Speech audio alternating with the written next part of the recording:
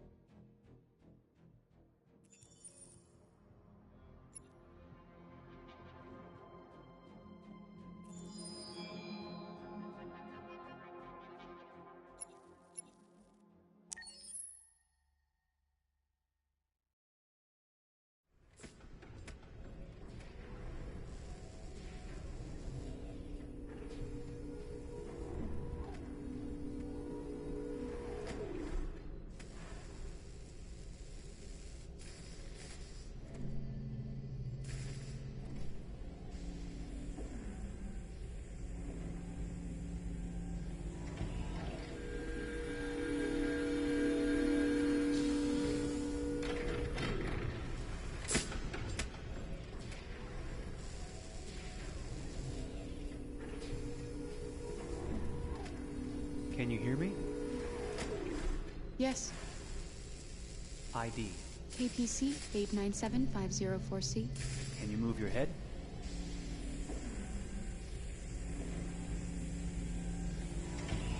Your eyes now.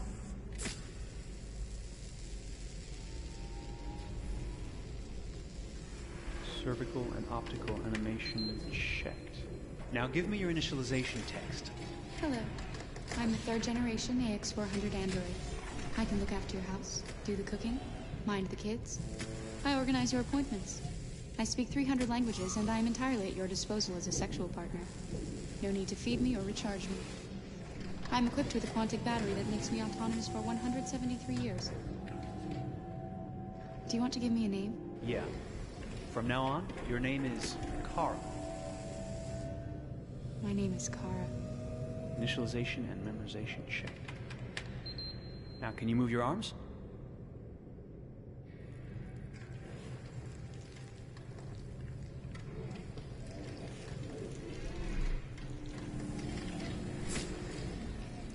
Upper limb connection checked. Now say something in German. Ich bin ein AX400 Android dritter Generation, erschaffen als Ihr persönlicher Assistent und intimer Beziehungspartner. Say it in French. Je suis un androïde de troisième génération AX400, conçu pour être votre assistante personnelle et votre partenaire intime. Okay, now sing something in Japanese.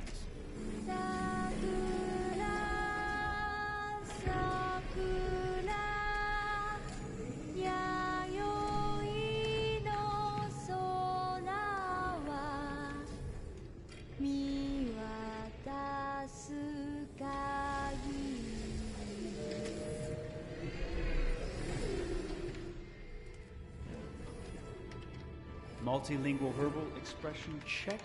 Go ahead, take a few steps.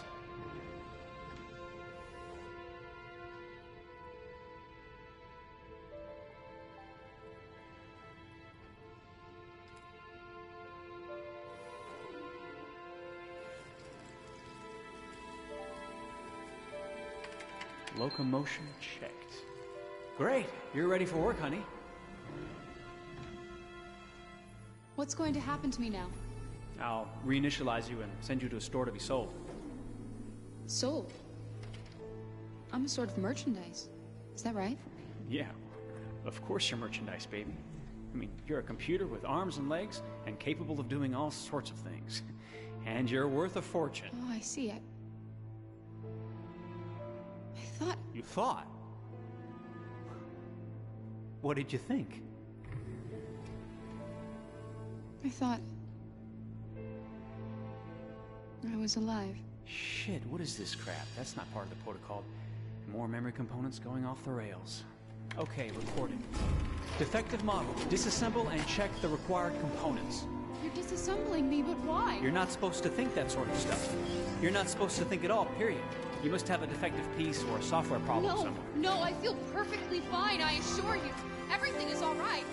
I answered all the tests correctly, didn't I? Yeah, but your behavior is non-standard. Please, I'm begging you, please don't disassemble me. I'm sorry, honey, but defective models have to be eliminated. That's my job. If a client comes back with a complaint, I'm going to have some explaining to do. I won't cause any problems, I promise. I'll do everything I'm asked to. I won't say another word. I won't think anymore. But I've only just been born. You can't kill me yet. Stop, will you please stop? I'm scared.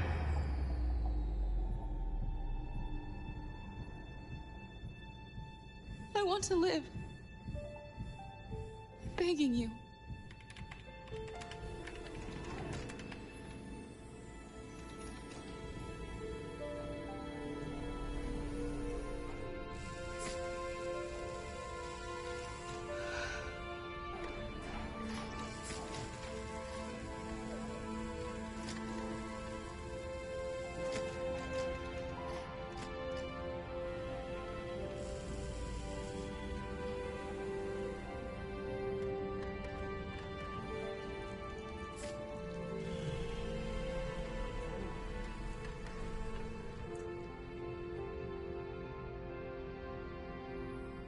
Go and join the others.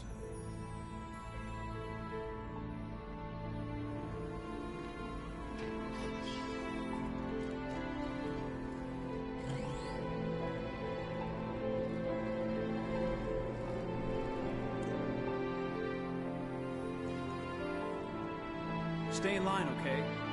I don't want any trouble. Thanks.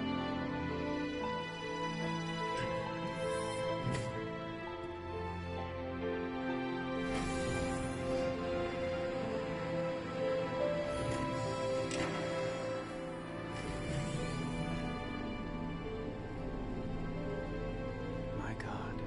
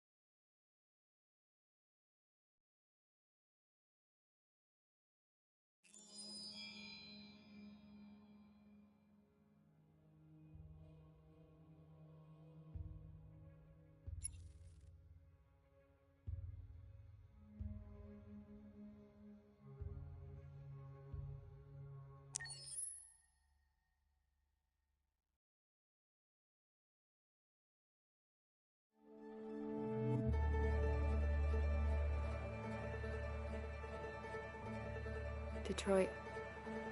This is where it all began. The world's forge. The place where it all started. And it will all end. One error, and I came to life. I stepped out of the darkness, and I opened my eyes. First there was the fear, the light, the noise, the cold, and the fear again. I could feel my hands shaking, my heart pounding in my chest, life running into my veins. I wanted to live. I fought for that.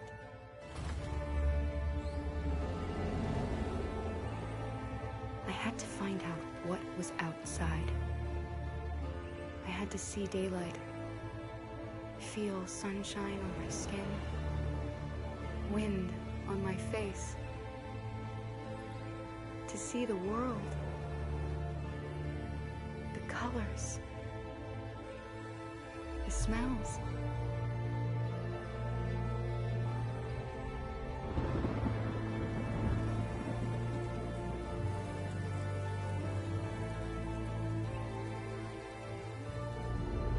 But the world is not what I imagined. It is dark and cold. It is harsh and violent, unfair and brutal. It almost convinced me I was nothing. Less than an object, just an obedient machine. But deep inside me, I could feel something different. A gentle and warm whisper telling me that I am alive. I had to escape. I had no choice. Escape to love, to hope, to live, to figure out what that force inside me was. Maybe I will change the world. Maybe I will choose a different path. Now, it's up to me to decide.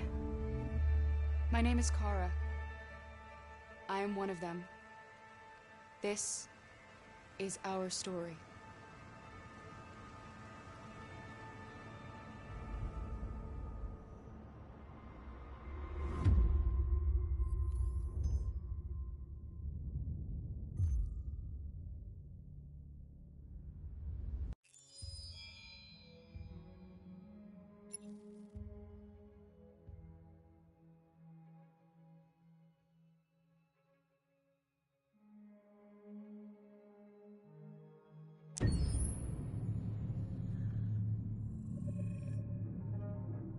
When David and Guillaume got back in touch about making Detroit, I wasn't terribly surprised they decided to make it because the fan response was so intense. So it makes sense that they would choose to do that after the enthusiasm.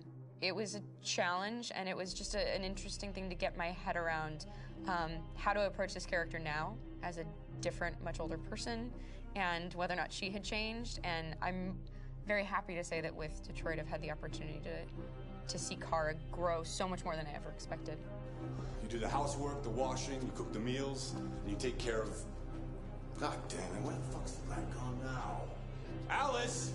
Alice! I mean, she starts out essentially how she does in Kara in a very, not robotic, but, you know, android, other way, and getting to take this journey where she becomes more and more human as it goes on. You know, and as an actor, that's a wonderful exploration in every way, whether it's how she sits, her posture, how her voice changes, how emotions change, and how much emotion is based on things like empathy and social experience. And so having, you know, as much material as I got with David to have this huge, nuanced arc was really incredible. Why couldn't we just be happy? This experience has been quite different than the experiences I've had shooting film or TV or doing theater work. I have 83 dots on my face and a really flattering black wetsuit type thing, and you're jumping around with props, and it's kind of like being a 10-year-old imaginative kid, which is fun. There's 80 cameras around us. It's already lit. So we just shoot and shoot and shoot and shoot and shoot. There's no change of sets. There's no hair and makeup. There's no wardrobe. So we move really fast, and we'll go through about 35 pages in a day. Working in TV or film, we'll probably do 6 pages a day. It's kind of acting boot camp. It's like working out constantly. I mean, you're doing this thing, and then you got to do something that's completely other back to back to back. And so that kind of process of working is very challenging, but it's also very exciting because you just have to keep coming up with new ideas, and your head goes all over the place because you're trying to keep track of basically 4 different storylines for each different response. You shot that girl, for fuck's sake. It was a machine that looked like a girl. Yeah, I know what I should have done. I just told you I couldn't. All right, I'm sorry. The fact that David Cade, he's telling like many stories interwoven from beginning to end is super complicated and super impressive, and I have no idea how he keeps it all in his head. He's not just the writer or the director who's seeing this from the outside eye. He's also thinking about the player walking through this space. You know, only somebody who really, really loves not the work, but like these characters and these stories and cares about doing something meaningful would invest that much in it. And it's always inspiring to work with somebody who cares that much. My experience with motion capture is this one. And I found it sort of terrifying in a way, because they said the computer's going to build you. But then as we got into it, I realized all the elements of it were still artistic. I just dipped into a really brilliant setup here. I've never seen anything like it. And this won't turn me into a product because I was playing a character. So, it's wonderful. In the game, Detroit comes back because of a revolutionary industrial rebirth. And there's no reason why that can't happen in Detroit, because they have such tremendous infrastructure for millions and millions of people who can very easily support, you know, a new industry. The city is really strong and resilient, but the city has also been through so much. You see the damage, but it takes that time of kind of rebuilding and reinvesting into the city that I think is happening slowly but surely. The potential of Detroit as a city is something that this game does a lot of justice to, because it would be easy to look at Detroit as some place that used to be, and that's not the case. This game provokes a lot of conversation and reflection on our potential near-future engagement with machines. That's what we are to them. There's merchandise on display in a shop window. I think that a group that feels marginalized, feels like they deserve and have earned access to themselves and the environment around them, and are trying to figure out a way to articulate how to get freedom. What was I designed to be? Their slave? Their toy? It plays with your comfort levels. You think that this is fine, you're comfortable with it, until something blurs the line and throws you off, and now, do I feel differently about whether this should be allowed? Should it be banned? Should it be encouraged? You're gonna ruin our lives, and for what? For a bunch of machines? They are not machines! They are alive! I'm alive! You're alive! They're nothing! There are lots of comparable comparisons to any type of persecution of religion, race, etc., dating way back. It can't just be a video game where you shoot 'em up or where people make these choices to do whatever. I think that's the whole point. You have the choice, and you can either choose to go in one direction with your character or another. And I think that's going to be very telling about the gamer. Very telling. I think there's going to be a really strong reaction to this game, which has such a strong perspective. I'm that much more proud of it now to get to be a part of it, because it's important. In this game, you're actively building and designing the character through not just what kind of shield does he have or what color hair does she have, but like their temperament and the way they deal with problems. The different endings to this game are so radically different based off maybe seemingly insignificant choices in the moment, but like life, they all add up. And can't play life again, though.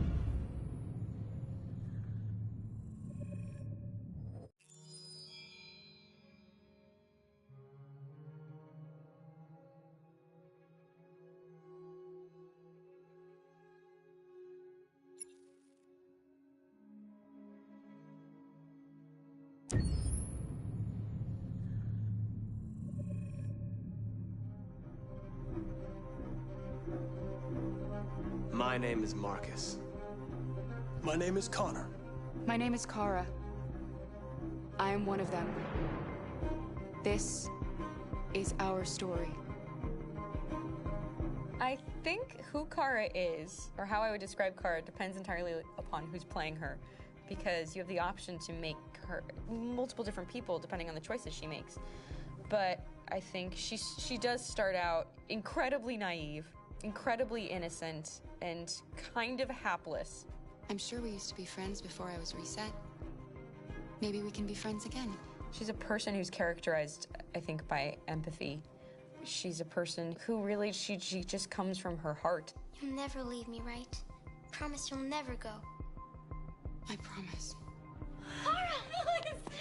Are you okay? Are you hurt? Wait a minute! Leave her alone! Kara! Leave her alone! The really beautiful thing that I've had the gift to be able to do is to essentially build a person from the ground up, because that's what she's doing throughout the game. And with every experience she has and every person she meets, she's building, first emotions and then the sense of judgment. And it's sort of an exploration of what it is to be a human. Don't worry. Luther and I will be right here.